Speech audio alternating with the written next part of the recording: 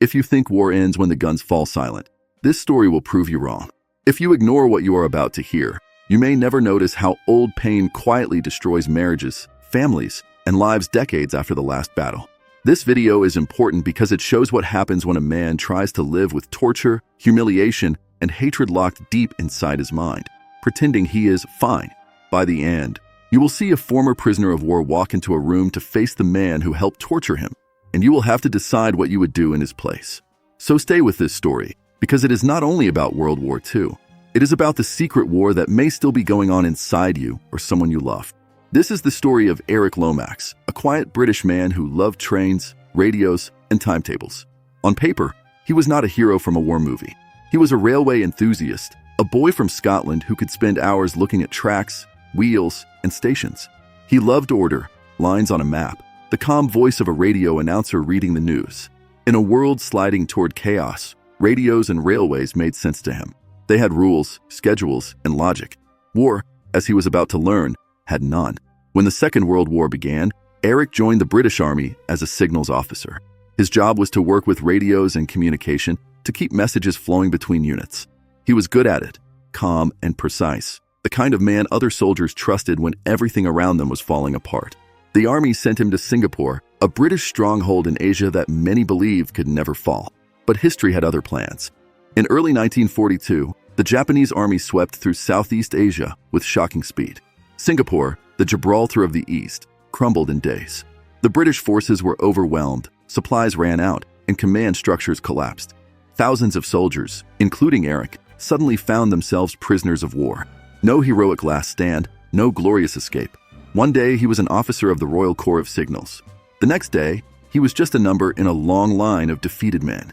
The prisoners were shipped to work on what would later be called the Death Railway, the Burma, Thailand Railway. The Japanese command wanted to build a rail line through thick jungle and mountains at impossible speed. They decided to use prisoners of war and forced laborers as disposable tools. For Eric and the others, this was the beginning of another kind of war, not with bullets and bombs, but with hunger, disease, beatings, and fear. The conditions were brutal. Men worked long days in suffocating heat, with very little food and almost no medical care. Malaria, cholera, and dysentery were everywhere. Bodies became thin, faces hollow, eyes dark.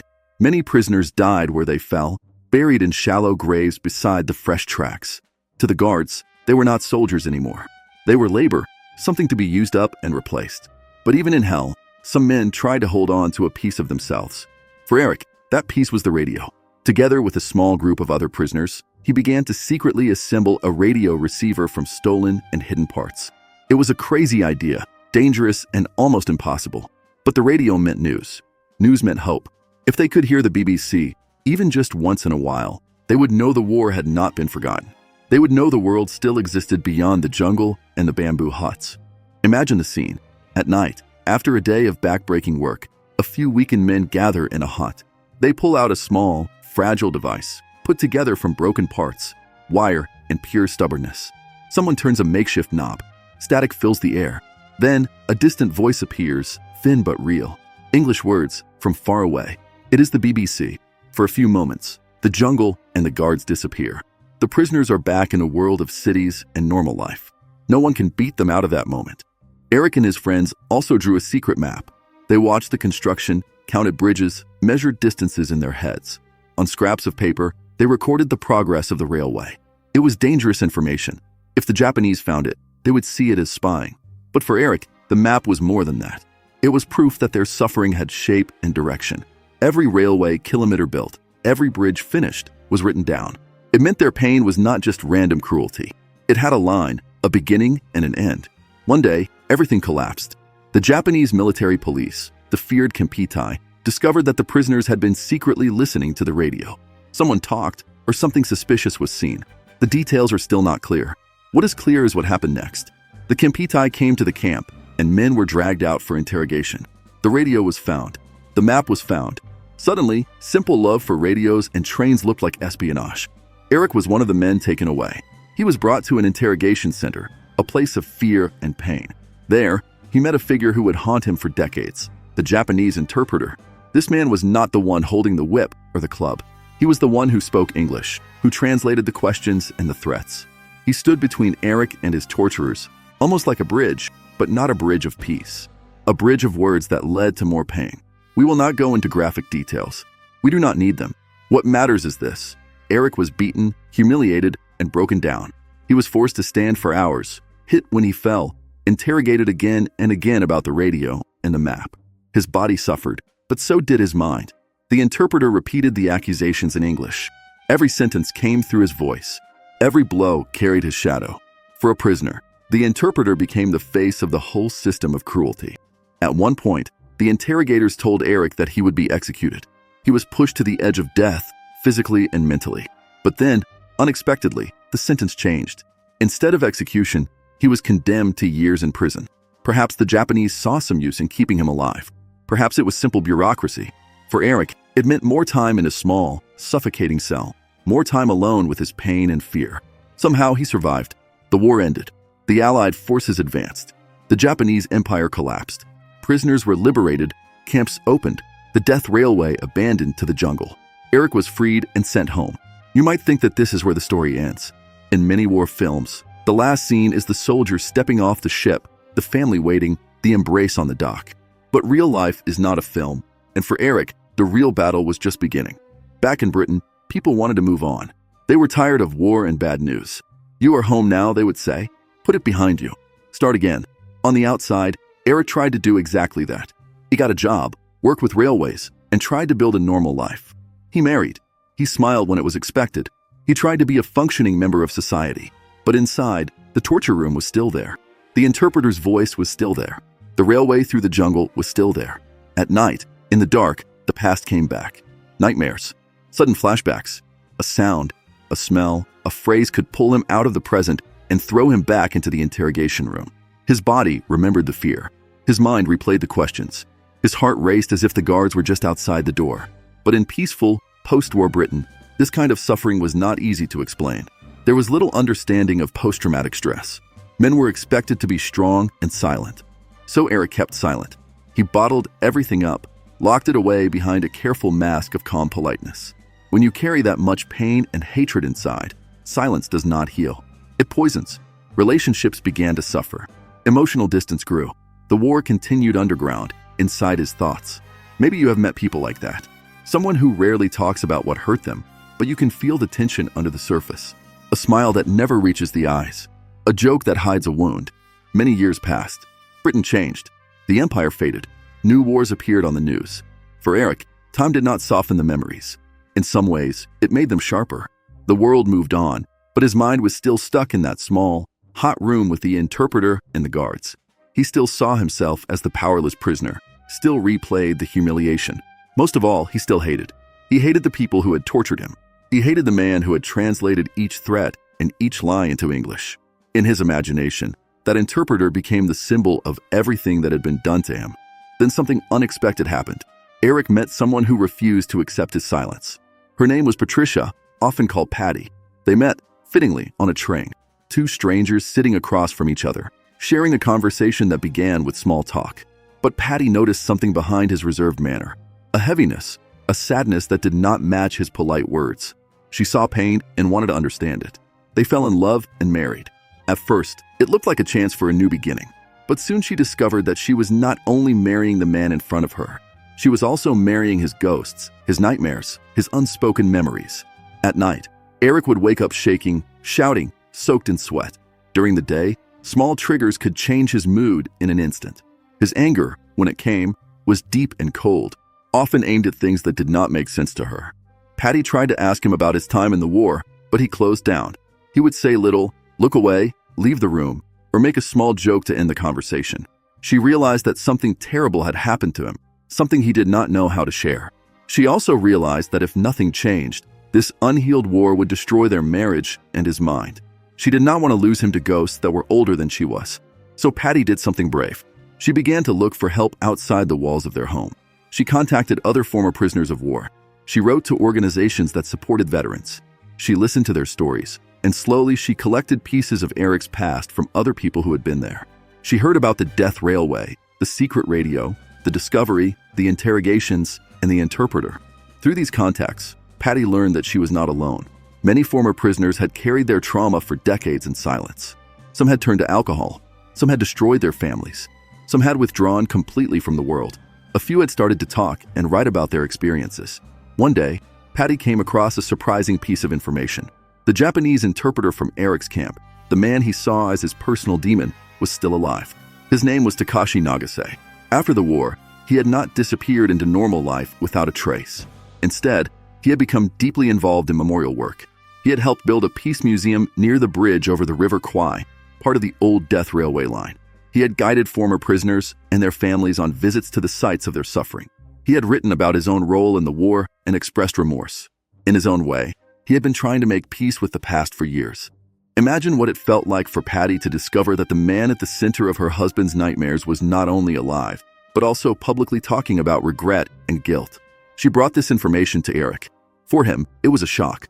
The interpreter was no longer a faceless figure frozen in the past. He was a real, living person who could be named and found. Along with the shock came a wave of rage. For decades, Eric had lived with a picture of this man in his mind. Now that picture was being challenged by reality. At first, the idea of contacting Nagase seemed impossible. Why should he talk to the man who had watched over his torture? Why should he give him the satisfaction of a conversation? And yet, something in Eric moved. Maybe it was curiosity. Maybe it was exhaustion. You can only carry that much hatred for so many years before it begins to crush you. With support from Patty and from other former prisoners who had started to speak openly, Eric agreed to write a letter. Sitting at a table in peaceful Britain, an old man took a pen and wrote to the person who had been his enemy. His hand shook. His heart raced. He wrote about the past, about the interrogation, about the pain that had never truly ended. He wanted Nagase to know what had been done. He wanted him to feel the weight of it. For Eric, each sentence in that letter was like walking back into the interrogation room, but this time on his own terms. When the reply came from Japan, it carried another shock. Nagase did not deny what had happened. He did not call it a misunderstanding or try to rewrite the past. Instead, he expressed deep sorrow and regret. He spoke about his own years of guilt, about the nightmares that had followed him, about his efforts to atone by helping former prisoners visit the sites of their suffering. He asked for a chance to meet Eric in person. This invitation created a crisis inside Eric. For decades, he had believed that if he ever met the interpreter again, he would be consumed by rage. He had imagined shouting at him, blaming him, perhaps even attacking him. He had also imagined never seeing him, holding on to his hatred until the end. But now he had a third option, to see the man face to face and find out who he had become. Was it possible that the person who had stood between him and his torturers was also, in some strange way, a victim of the system that had created them both? After long hesitation, Eric made a decision that would have been unthinkable to his younger self. He agreed to travel to Asia to meet Nagase. This was not a comfortable tourist trip. It was a journey back into the darkest part of his mind. Old man, old wounds, long flight, hot climate, the smell of the jungle, the echo of the past in every train and bridge. It was as if time had folded, linking the young prisoner and the elderly survivor in one long, painful line. Picture the moment.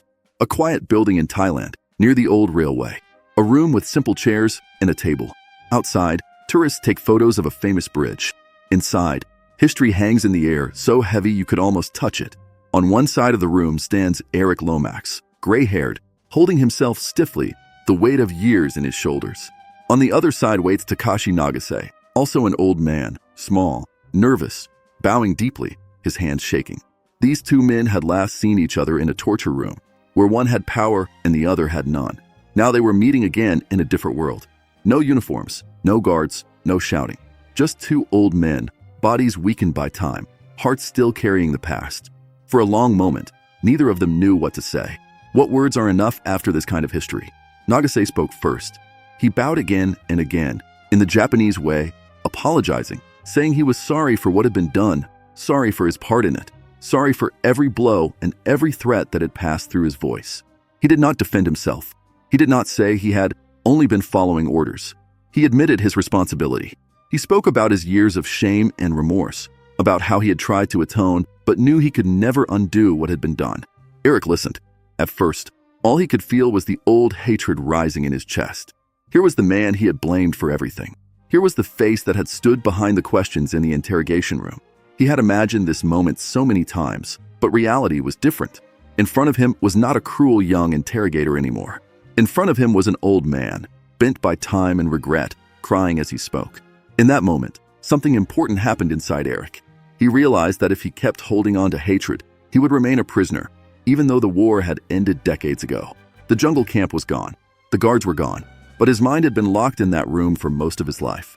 The only person who could open the door now was himself. Forgiveness is one of the most misunderstood words we use. It does not mean saying that the past was not so bad. It does not mean excusing a crime or forgetting it. It does not mean letting someone escape responsibility. For Eric, forgiveness meant something else. It meant deciding that his life would no longer be controlled by what had been done to him. It meant choosing not to let hatred be the main story of his existence. After a long silence, Eric spoke. His words were simple. He told Nagase what the torture and the interrogations had done to him. He talked about the nightmares, the broken relationships, the years of fear and anger. He did not hide his pain. He did not minimize it. But then he said something that neither of them would ever forget. He told Nagase that he could not forget what had happened, but he was willing to try to forgive. Think about how hard that is.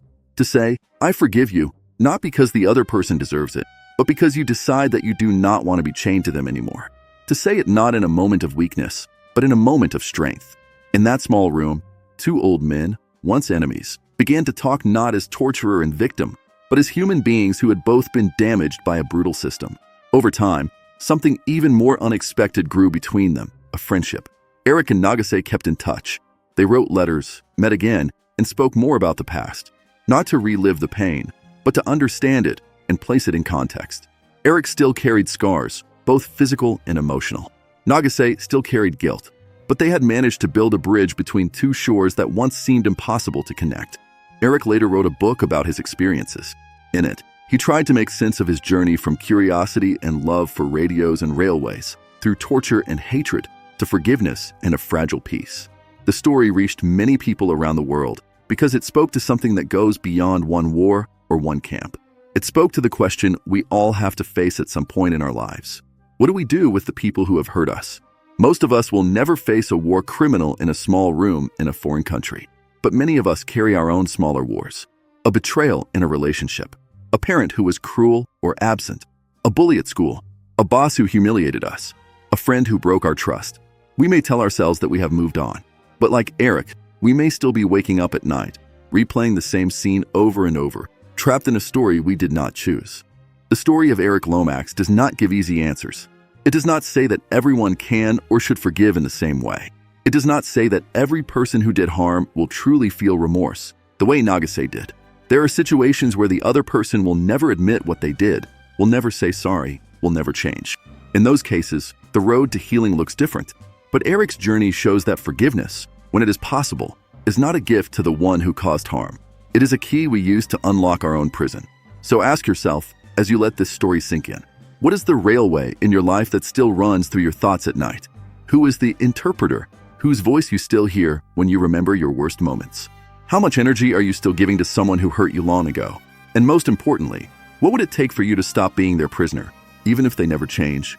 Maybe the first step is not as dramatic as flying to another country to meet a former enemy. Maybe the first step is simply to admit honestly, to yourself or to someone you trust, that you are still hurting, that the war inside you is not over, that your silence has not healed you, that you need help, that you want, one day, to be free. The life of Eric Lomax teaches us that time alone does not heal deep wounds. Decades passed, but his pain stayed as sharp as ever. What changed everything was not time, but confrontation. Confrontation with his own memories.